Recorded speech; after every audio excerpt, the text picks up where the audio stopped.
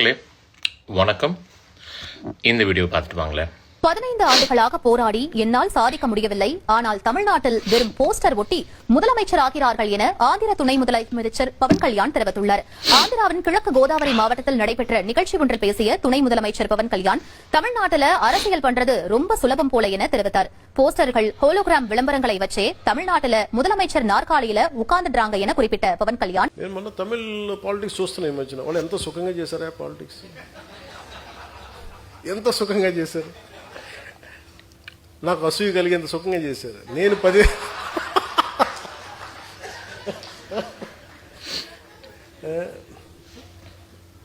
కటౌట్లు పెట్టుకుంటే గెలిచేశారు.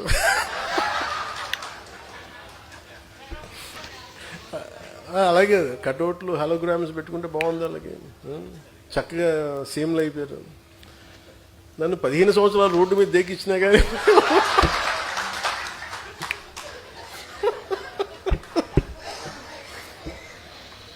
பவன் கல்யாண் சார், வணக்கம் வணக்கம் வணக்கம் வணக்கம் வணக்கம். வேற மாதிரி. நீங்க எங்க அண்ணனோட ஃப்ரெண்டுலாம் சொன்னாங்க, நீங்க நிறைய அட்வைஸ்லாம் பண்ணீங்கன்னு சொன்னாங்க. எல்லாம் சும்மா லலாய்க்கா? எப்படி சும்மா போஸ்டர் ஒட்டியே பேனர் வச்சு ஹாலோகிராம் வச்சு சீஃப் மினிஸ்டர் ஆயிட்டாங்க.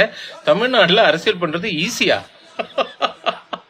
சார் என்ன சார் நீங்க இந்த கரூர் விஷயம், சிபிஐ என்கொயரி, எங்க அண்ணன் படத்தை பிளாக் பண்ணது, எங்க அண்ணன் பர்சனல் லைஃப்ல அட்டாக் பண்ணது, எங்க அண்ணனை முன்னாடிதான் நீங்க பாத்திருக்கீங்கன்னு நினைக்கிறேன்.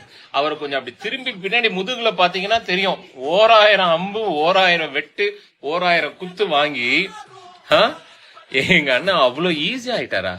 சார் சீக்கிரம் ஆயிட்டாருன்னு சொல்லுங்க, ஈஸி ஆயிட்டாருன்னு சொல்லாதீங்க. ஏன்னா மக்கள் பிரச்சனை என்னன்னு தெரிஞ்சுக்கிறதும், அதை ரொம்ப டைரக்டா ஹேண்டில் பண்றதும், இந்த ஓட்டுக்கு காசு கொடுக்காம, ஜாதி அரசியல் பண்ணாம, மத அரசியல் பண்ணாம, ஒருத்தருக்கு ஒருத்தர் முதுகுல குத்தாம, மக்களோட நம்பிக்கையை மட்டுமே வச்சு ஜெயிச்சிருக்காரு சார். நீங்க எல்லாம் என்ன சார் பக்கத்து ஸ்டேட்ல இருந்து கதறீங்க?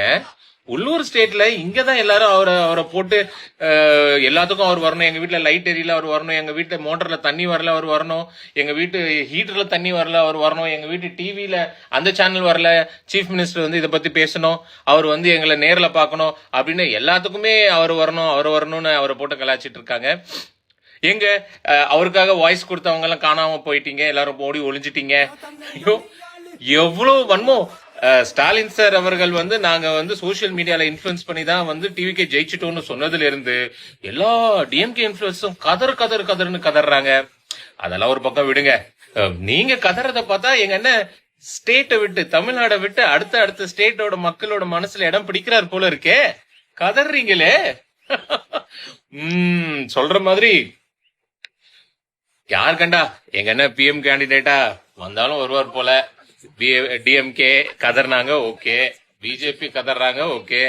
நீங்களும் கதறீங்க, அதுவும் நண்பர்லாம் சொல்லிட்டு ஒரே இண்டஸ்ட்ரியில இருந்து வந்துட்டு Gelusil or Eno, that is the solution sir. Thank you. இவங்க பேசுனத பத்தி நீங்க என்ன நினைக்கிறீங்க அப்படிங்கறத மறக்காம கமெண்ட்ல சொல்லுங்க. அண்ட் இது மாதிரி அப்டேட்டுக்கு சினி ஸ்டாட்டிக்க சப்ஸ்கிரைப் பண்ணுங்க.